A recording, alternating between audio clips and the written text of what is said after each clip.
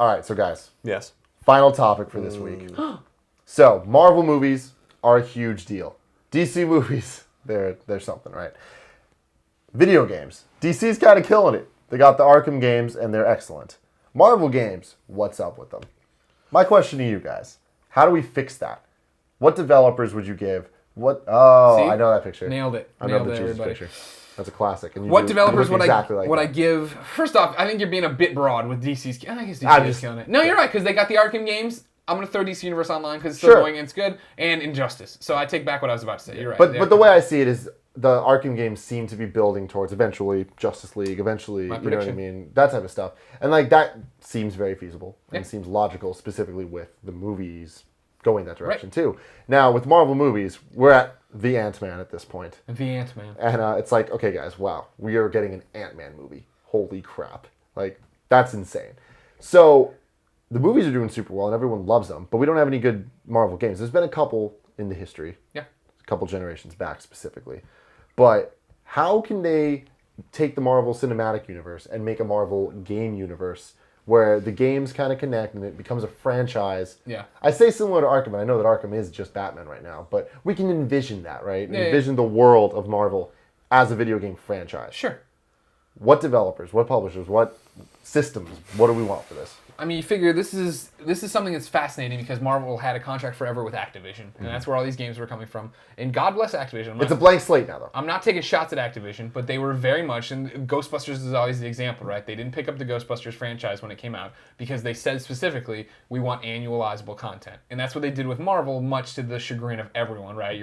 Wolverine movie, here's a Wolverine game. And granted, Raven's engine was awesome, and what was happening was great, but the story sucked and the level design wasn't great and all these different things. It was the action, it felt like Wolverine, right? He's tearing people apart. And then the Spider-Man games.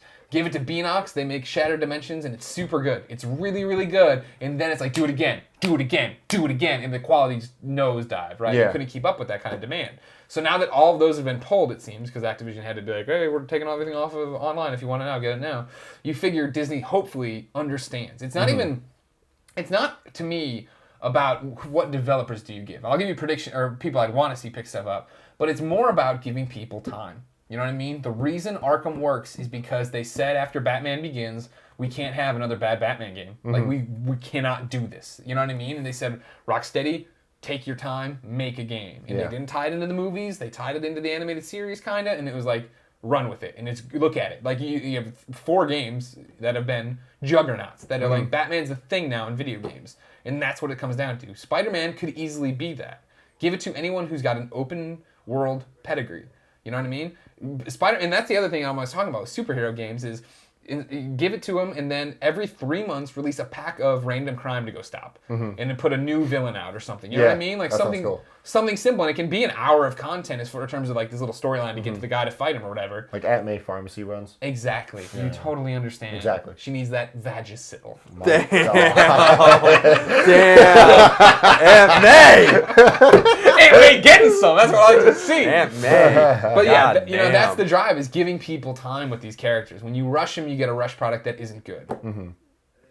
Yeah, I think that I agree with Greg in the sense that, I mean, I will go as far as to say I think it's a little overstatement that DC has these like a slate of great games. I mean, they have a great series and a fighting game that some people like and an MMO. Oh, yeah, it's true. You know, like it's I like didn't even think about that. and that's basically it. Yeah. You know, I mean, so it's not like I'm with you. it's not like they're hitting on all cylinders. I mean, there's a lot of things they could do. The thing is that I agree that the Marvel marriage with Activision was an unholy alliance that did not work out well for Marvel and worked out very well for Activision, I think, because Activision wants to, you know, Activision does make good games. They make great games. And they have, Marvel Ultimate Alliance. Marvel Ultimate Alliance actually Those are great. is actually a good example. Number 1 Wow. was great. Yeah. Civil War was a great idea that kind of got off the Yep. tracks, but then before that, X-Men Legends were great. Yes. You know what I mean? But I think that Marvel Heroes has its moments. I think that, you know, it's a matter of focus, and I think it's a matter of, again, like Greg was alluding to, finding the right developers for the right products. And I think, I personally think the Wolverine game that Raven did was awesome, and I really liked that game a lot. And I think Raven's, I said many times, one of the underrated studios. Yeah. I feel so bad for those guys because it's like they're just on fucking Call of Duty forever now. Like I beat Advanced Warfare and I was reading the credits. First of all, how many fucking people work on this game? Like, it's like 1,000 people. Yeah. It's a 5-hour campaign. You know? Yeah. How many people are working on this game? It's totally absurd. And then there's Raven, everyone from Raven on there. I'm like, oh, good, that's great. That's a great use of that talent. But not that I play Call of Duty every year. I'm not hating on Call of Duty. I just don't understand why it takes fucking 1,000 people to make one. Sure. And I mean that straight up. I have no idea how that's possible. But, I think that marrying themselves to EA as Marvel has, or Disney has already done with Star Wars, is probably a safe way to go because EA seems to want to take care with Battlefront and some of the Star Wars properties that they're working on, and it seems like that might be a logical place where they're going to end up. But one of the things that came to my mind was, what about the first parties? It would be interesting for someone like Sony or Microsoft to go to Marvel, to go to Disney and be like, we'll make your game. We'll get one of our first parties studios on it. Some of the best studios in the world. Yeah. It'll just have to be an exclusive. Yeah. So when you talk about Spider-Man, well, it's like, what if Sucker Punch did a Spider-Man game? Right. And if you talk about, an X-Men game or like some sort of, gritty first-person game or whatever, what if Guerrilla did that? Yeah. You know what I mean? Like, it's like those studios can handle themselves, handle the art assets. And so I think, handle the direction of the games, and they have these pedigrees. I mean, the beauty of a family like Sony or even Microsoft or even Nintendo is that, as opposed to Activision's family of studios, is that they actually do have specialties. They have their racing studio, they have their family studio, they have their open world studio, their third-person narrative studio, so it's like, what are you looking for, Marvel, I can't remember, is High Moon Studios owned? It is owned by Activision. God damn it, because I was always going to say, they're another great example, right, of, hey, we made this Bourne game and there's a lot of promise to it. It wasn't fully fleshed out, but there's promise to it. Here's this Transformers game everybody loved. Do it again. You know what I mean? Like, give them time. Let them make a third-person action the thing with them is they did it again with Transformers. Like, the second one, from what I hear, is better than the first one. Oh, really? The third one's That's the one where I fell off the rails. That's when they just kept forcing it through. Because I think there was 2 years between the first and second. I apologize. I didn't mean to. But then it was like a movie tie-in, whatever. So do it again. Do it again. There you go. Exactly. Activision and Ubi make Activision and I think Ubi make no bones about what they're trying to do. I mean,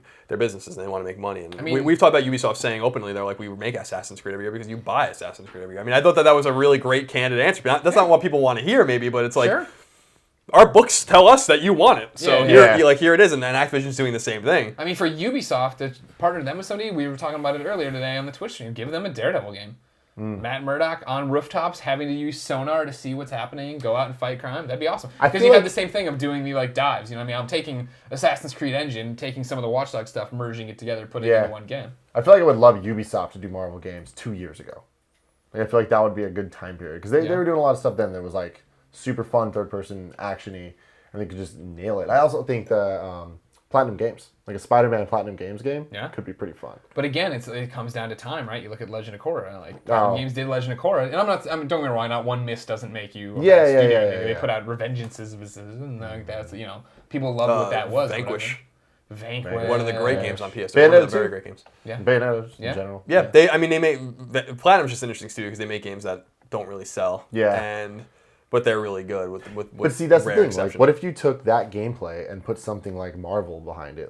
Would that sell? Right. Take Bayonetta and put Spider-Man in it. See, now I'm going the opposite way because I think that Bayonetta and how crazy Platinum is would work way better with Deadpool. Oh, exactly. You know what I mean? That much color, that much pop. Deadpool would sell though. I mean, they already did it once, and everybody got super excited about it, and then it came out, and it was like, There was all these problems. Yeah, exactly. To get the fucking end of that game, controller through the window. You know what I mean? There was issues about that, but Deadpool is about to get his own movie with Ryan Reynolds again. Yeah. You know what I mean? That's another one of those. The fans are demanding it and demanding it and demanding it. If it doesn't perform at the movie theaters, then shut up about Deadpool, everybody. But I think that it's much the way I feel about Marvel's movie slate. Take a step back, figure out what you want to do well, and do that well. And so with the games, it's identify the publisher that owns the studios that you need to work with, or find independent studios like Insomniac, for instance, that don't necessarily deal with any publisher, and then, publish through your own publishing house or whatever. But I think the best bet for them is to just make another alliance with another publisher that can handle their wares, much like they've done with EA with Star Wars. And it wouldn't surprise me if all of EA is going to be taking over their games as well. Yeah. EA can scale up. EA can scale up and make 2 new studios just to do that, and they're making plenty of money. So it's just a matter of if that's in the cards or not. Yeah. But that seems to be the most logical. Yeah, I feel like similar to the movies, if they were to come out with an Iron Man game to start it off, as just like, here's this super awesome game, the Arkham of Iron Man. Yeah. I think that would be huge. Could start this whole boulder rolling of just like, here's a series of great games that are about to come. Yeah, but it's not, to Greg's point, I agree with it. It could be anything. That's the thing, is it could be anything. I mean, Batman's obviously a big name, and Arkham Asylum was a game that came out in 2009 and was beloved by a lot of people, but it wasn't because it was a Batman game necessarily. It's because it was fucking good. Yeah. You know what I mean? Now, people were like, there's never been a good Batman game. Well, that's bullshit. The best Batman game is still Batman by Sunsoft. I was going to say, that's what you're thinking, isn't it? That game is fucking impeccable. Yeah. And, you have to have a good game first. And then you build the IP and the universe around it. But I mean, that's true. I agree with you, right? But it's one of those things that Vanquish is a great game, and it didn't, it didn't set the world on fire. It's so hard to launch a new IP. Vanquish should have been G.I. Joe. I've said that a million times. Slide in there? Vanquish should have been Get G.I. Joe. Channing Tatum Vanquish in there should have been doing G.I. some Joe. I feel like voice some work. Vanquish Iron Man. Add a little more like fun. Yeah, Vanquish was like one of the stars of PS3 and Xbox 360. That game was fucking awesome. Yeah. I remember I played the game at E3. Like when it was first being demoed, and that was like one of the few games I had no idea what it was, and I played it. I'm like, whoa, this is cool. Yeah. That's exactly what that game is. It's cool, Yeah. but at the core of it is like a solid cover-based third-person shooter. Mm-hmm. And once you have that down, once you're running around on a white fucking mat, with nothing on it, then you build a little bit more and build a little bit more. You don't deal with the lore first and then squeeze something into it. That's why I really don't think that's how they began Arkham Asylum. Like I think. I totally agree with you. I love the idea that there's developers out there making engines and gameplay and then trying to sell that to people. And they're like, I love this for character X, Batman, and we'll give you Paul Dini to come write the story and do this and like help you. You know what I mean? Like that's a fucking perfect marriage. Or for somebody to say, I've seen what you did before in these tech demos. We're looking for a Batman game. Can you make it? And I can't remember. There's a recent game that did really well that's the story, that they went up to somebody with like this engine. They're like, well, what if you did it for this? And they're like, oh, okay, yeah, totally. I don't remember the story though, so that's... You see games that happen though that are clearly supposed to be something else that didn't know. I always talk about Blood Rain Betrayal, which was so fucking obviously going to be a Castlevania game. Yeah. And like that they try and it fails, whatever. Or with Raven, we were talking about Raven before when they made Singularity, where they were making it in secret basically, and they were like, and it was so far along. I think that Activision was like, well, let's get it out. Let's do it. We'll go back to Dinosaur Planet. Which Star Fox Adventures, and it was just like, okay, this is not Star Fox. That's very, very, very weird. Before we wrap this out real quick, let's go back to Shattered Dimensions. So I missed out on the PS3 gen of Spider-Man games. I like that game. I loved Spider-Man, the movie. 1 was fun on PS2. 2 Spider-Man 2 was like, oh man, we're flying around. Not a great game, but it was, you got to swing around the city, do random stuff, and you're like, yeah, and nobody can nail it again. Exactly. So that's the thing. Have people nail it since. Because I remember I played a demo of Shattered Dimensions. The trailers got me super hyped. Yeah. The multiple Spider-Mans, I was like, yeah, Spider-Man's my favorite of all the comic book characters. But then I was like, this doesn't look that good. I remember the reviews. I think you reviewed it. Yeah, I probably gave it an 8 something. Yeah. Low 8s, Which, probably, mid 8s. I was like, all right, that doesn't really mean anything. Yeah. The 8 point whatever doesn't ring true to you. That is whatever. Yeah. No, I mean it was back to the fact that it's not what you want. We've all want like. Did you play Ultimate Spider-Man? Yes. Like, see, that was like enough of a shift where it's like it's kind of what you loved from Spider-Man 2, but it's also this narrative and a little bit linear. Like, okay, and it was like good, but nobody talks about that. They talk about Spider-Man 2. Yeah. And Shattered Dimensions was the opposite of like linear story. This is what you're doing. Go do this. And then when they put out Edge of Time, which wasn't good. That was again. Here's the story. Do this. And then they finally like, you want an open world? Here's Spider-Man. We're tying it into Amazing Spider-Man 2.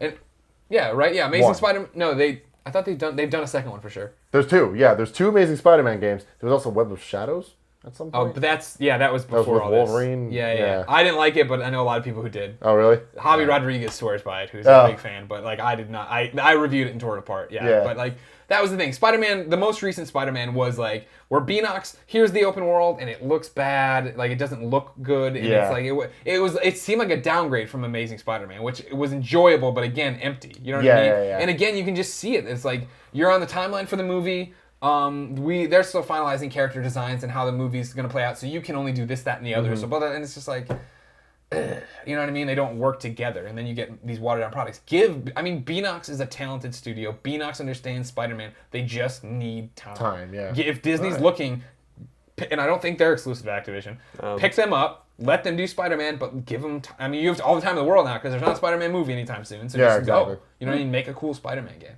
We gotta do some Let's Plays of Vanquish and Shattered Dimensions. Absolutely, dude. I'll play Vanquish Twitch any streams. fucking day, dude. You can wake me up at 3 in the morning on a Thursday. I'll start playing that. Do that, please. Tomorrow, I'll kick it in at 3 in the morning. Well, guys, thank you so much. You, once again, are the coolest video game dudes there are. And thank you guys for watching. This has been episode 2 of the Kind of Funny Gamescast. This show comes out every Friday on iTunes, SoundCloud, YouTube, all that stuff. Broken out Monday through Thursday on the YouTube. You know the whole rigmarole of that. Make sure you support us on patreon.com/kindoffunnygames. You get it early. You get it early. You get it the week before everyone else. All these other fools. You're not fools. No! If you're watching this on YouTube, No! don't But, unsubscribe. We love you all, even if you are slightly stupid. Damn! You go the opposite I'm way. really stupid. I'm always like, hey, no, it's cool if you don't have the money. And you're Hey, like, You're doubling You guys down. know what? This one's worth $1. So there you go. Until next week. Goodbye. I didn't have anything there. I was I like that. I wanted to say something, but goodbye was all I had. It's good enough. Yeah, there you go. People understand.